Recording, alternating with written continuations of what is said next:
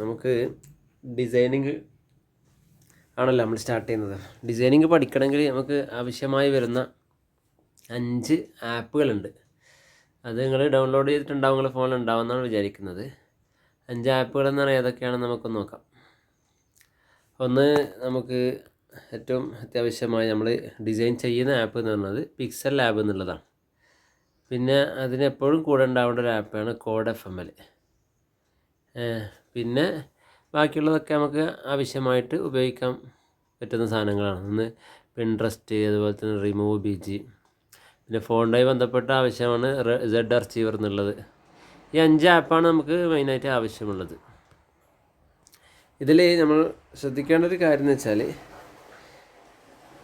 നമ്മൾ ഈ നമ്മളെ വർക്ക് ഡിസൈനിങ് പിന്നെ എല്ലാം കൊണ്ടും മനോഹരമാക്കണമെങ്കിൽ ഈ ആപ്പുകളൊക്കെ വേണം. നമ്മൾ ചെയ്യുന്ന ആപ്പ്, ഡിസൈൻ ചെയ്യുന്ന ആപ്പ് എന്ന് വെച്ചാൽ പിക്സൽ ലാബാണ്. പിക്സൽ ലാബിലേക്ക് നമ്മൾ ഓരോന്ന് എടുക്കാനും ആവശ്യമായ സാധനങ്ങളൊക്കെ കൊണ്ടുവരാൻ അതിൻ്റെ ഹെൽപ്പേഴ്സാണ്, അതിൻ്റെ അസിസ്റ്റൻസാണ് മറ്റുള്ള ഈ 4 ആപ്പുകളും. മനസ്സിലായല്ലോ? അപ്പോൾ പിക്സൽ ലാബാണ് നമ്മുടെ മെയിൻ ഡിസൈൻ ചെയ്യുന്ന ആപ്പ് എന്ന് പറയുന്നത്. അതിലേക്ക് കൂടെ എപ്പോഴും ഉണ്ടാകേണ്ട ഒരു ആപ്പ് തന്നെയാണ് നമ്മളെ കോഡ് FML. അതായത് കോഡ് FMLൻ്റെ ആവശ്യം എന്താണെന്ന് വെച്ചാൽ, പിക്സൽ ലാബിൽ നമ്മൾ ഒരു എന്തെങ്കിലും എഴുതുകയാണെങ്കിൽ ആ എഴുതിയതിന് നമുക്ക് എന്ത് ചെയ്യണം, പിന്നെ ഫോണ്ടുകൾ മാറ്റണമെങ്കിൽ അത് ആദ്യം കോഡ് FML എന്ന ആപ്പിൽ പോയി എഴുതി അവിടുന്ന് കോപ്പി ചെയ്ത് ഇപ്പുറം പേസ്റ്റ് ചെയ്യണം. എന്നാലേ നമുക്ക് ഫോണ്ട് മാറ്റി ചെയ്യാൻ പറ്റുള്ളൂ. ഇനി പിക്സൽ ലാബ് നമ്മൾ ഓപ്പൺ ആക്കണമെങ്കിൽ എങ്ങനെ ഉണ്ടാവും, ഇതെങ്ങനെ ഉണ്ടാകും? ഇത് ഞാനൊരു ചെയ്തു വെച്ച വർക്കാണ്, അതുകൊണ്ട് ഇങ്ങനെ കാണുന്നത്. ഇതൊന്നും ചെയ്യാത്ത അവസ്ഥയാണെങ്കിൽ എങ്ങനെ ഉണ്ടാകുക? ഇങ്ങനെ ഉണ്ടാകുക. ഒരു ന്യൂ ടെക്സ്റ്റ് എന്നിട്ട് ഒരു ഇതായിരുന്നു. നമുക്ക് എന്തെങ്കിലും എഴുതണമെങ്കിൽ എന്താക്കിയാൽ മതി, ആ ന്യൂ ടെക്സ്റ്റ് എന്നുള്ളത് ഒന്ന് പ്രസ് ചെയ്ത് കൊടുത്താൽ മതി, ഒന്ന് തൊട്ടാൽ മതി. 2 വട്ടം ഡബിൾ ടച്ചിങ് ചെയ്യുക, അപ്പോൾ ഇങ്ങനെ കാണും. അപ്പോൾ നമ്മൾ ഇത് ഇതാക്കിയിട്ട് ഇവിടെ നമ്മൾ സ്ക്രീനിൽ നമ്മൾ എന്തെങ്കിലും എഴുതാം. ഉദാഹരണമായിട്ട് എഡ്യൂക്കേഷൻ എന്ന് എഴുതുകയാണെങ്കിൽ എഡ്യൂക്കേഷൻ എന്ന് എഴുതുമ്പോൾ നമ്മളിനി എന്താക്കുക, എഡ്യൂക്കേഷൻ. ഇതിന് നമുക്ക് ഫോണ്ടുകൾ മാറ്റണം എന്ന് ഉദ്ദേശിക്കുകയാണെങ്കിൽ, ഫോണ്ടുകൾ എവിടെയാണ് ഉണ്ടാകുക? ഫോണ്ടുകൾ ഉണ്ടാവണമെങ്കിൽ, ഈ ഫോണ്ട് ഇനി മാറ്റണമെങ്കിൽ എന്ത് ചെയ്യണം? ആദ്യം നമ്മൾ താഴെ നമ്മൾ കാണുന്നുണ്ടാവും ഒരു എന്നുള്ള ഒരു താഴെ ലൈനിൽ എന്നുള്ള ഒരു ഓപ്ഷൻ കാണുന്നുണ്ടാവും. അത് തൊടുക. അതായത് നിങ്ങൾ കണ്ടിരുന്ന അറിയില്ല, കണ്ടില്ലേ? അത് തൊടുക. അത് തൊട്ട് കഴിഞ്ഞാൽ എന്നിട്ട് അത് തൊട്ടതിന് ശേഷം നമ്മൾ എന്ത് ചെയ്യണം, ഇങ്ങനെ നീക്കി കൊടുക്കണം. ഇങ്ങനെ നീക്കിക്കഴിഞ്ഞാൽ കുറേ ഇങ്ങനത്തെ AB എന്ന് പറഞ്ഞിട്ടൊരു ഫോണ്ടിൻ്റെ സ്ഥലം കണ്ടോ? AB font. ഇത് നമ്മൾ പ്രസ് ചെയ്ത് കഴിഞ്ഞാൽ നമ്മൾ കുറേ ഫോൺസ് കാണിക്കും. എന്നിട്ട് ഓരോ ഫോൺസും തൊട്ട് കഴിഞ്ഞാൽ അത് മാറുന്നുണ്ടോ? ഏത് ഫോണ്ടാണോ വേണ്ടത്, ഇംഗ്ലീഷാണ്, മലയാളം ആകുമ്പോൾ അതിനനുസരിച്ച് മലയാളം ഫോണ്ട് നോക്കണം. കണ്ടോ? ഇങ്ങനെയൊക്കെ മാറ്റങ്ങൾ സംഭവിക്കും. അപ്പോൾ അതിനനുസരിച്ച് ഓക്കെ കൊടുത്താൽ ഫോണ്ട് മാറിക്കിട്ടും.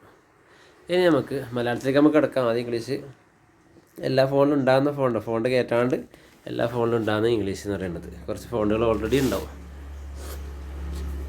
ഇനി ഇത് നമുക്ക് കളർ മാറ്റണം എന്ന് തോന്നുകയാണെങ്കിൽ അതുപോലെ തന്നെ താഴെ കുറച്ചും കൂടെ നീക്കി കഴിഞ്ഞാൽ കളറിൻ്റെ ഓപ്ഷൻ കാണാം. നമുക്ക് ഇങ്ങനെ നീക്കുമ്പോൾ എവിടെ താഴെ കണ്ട കളർ, ഈ ഓപ്ഷനിൽ പ്രസ് ചെയ്യുക. ഈ ഓപ്ഷനിൽ പ്രസ് ചെയ്തിട്ട് എന്ത് ചെയ്യുക, അപ്പോൾ കളർ വരും. അപ്പോൾ ഏത് കളർ വേണമെങ്കിലും ആക്കാം. കണ്ടോ? കളർ നമുക്കിങ്ങനെ മാറ്റി കൊടുക്കാവുന്നതാണ്. കണ്ടില്ലേ? ഇഷ്ടമുള്ള കളർ കൊടുക്കാം. ആ കളറിൽ തന്നെ ഈ ഇതില്ലാത്ത കളർ നമുക്ക് കൊടുക്കണമെങ്കിൽ താഴെ അതിൻ്റെ കളറിന് എടുത്തിട്ട് ഒരു പ്രസ്സുള്ള സ്ഥലം കണ്ട അവിടെ ഒന്ന് തൊടുക. അവിടെ ഒന്ന് തൊട്ട് കഴിഞ്ഞാൽ ഇങ്ങനെ വരും. അവിടെ നമുക്ക് ഏത് കളറാണോ മാറ്റേണ്ടത് ഇഷ്ടമുള്ള രൂപത്തിൽ കളർ മാറ്റി ഏത് വേണമെങ്കിലും ആക്കാം.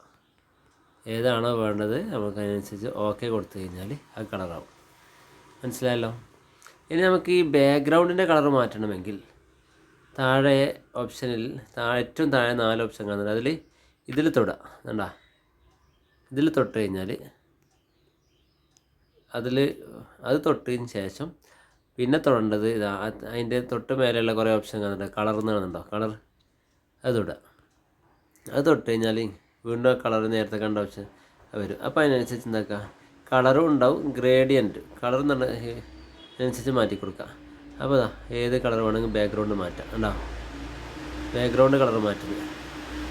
അത് നേരത്തെ പറഞ്ഞ പോലെ എന്താക്കുക, ഈ പ്രസ്സുള്ളടുത്ത് തൊട്ട് കഴിഞ്ഞാൽ നമുക്ക് എന്ത് ചെയ്യാം, ഇഷ്ടമുള്ള കളർ നമുക്ക് ഇല്ലാത്ത കളർ വേണമെങ്കിൽ ചേർക്കാം. ഇങ്ങനെയൊക്കെ ആക്കാം.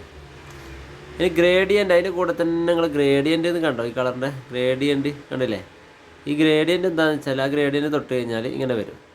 അതായത് ഒന്നിലധികം കളർ രൂപത്തിൽ ഒന്നിലധികം കളർ കൊടുക്കുന്ന ആ രൂപമാണ് ബാക്ക്ഗ്രൗണ്ടിൽ.